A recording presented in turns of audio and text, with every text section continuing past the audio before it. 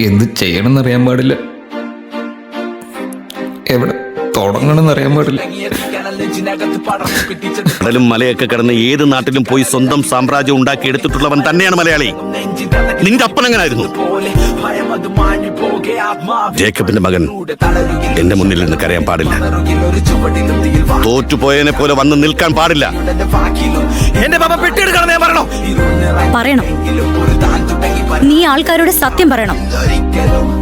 നമ്മളെക്കുറിച്ചുള്ള സത്യങ്ങളല്ലാതെ ഇപ്പൊ നമ്മുടെ കയ്യിൽ ഒന്നുമില്ല. ഒളിയും മറയൂല്ലാതെ സംസാരിക്കുന്നവരെ ആളുകൾ വിശ്വസിക്കും, കൂടെ നിൽക്കും. നിന്റെ പപ്പയോടൊപ്പം നിന്നതുപോലെ.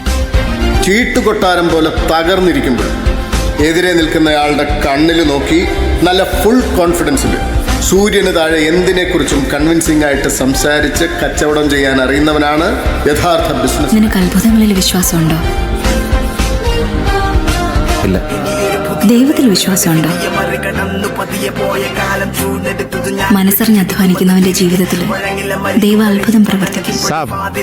God bless your family. ठीक बोला साहब. Welcome sir.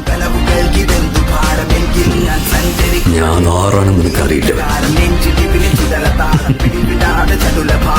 ഞാൻ ഒരുപാട് കേട്ടിട്ടുള്ള ഡയലോഗാണ് സാർ.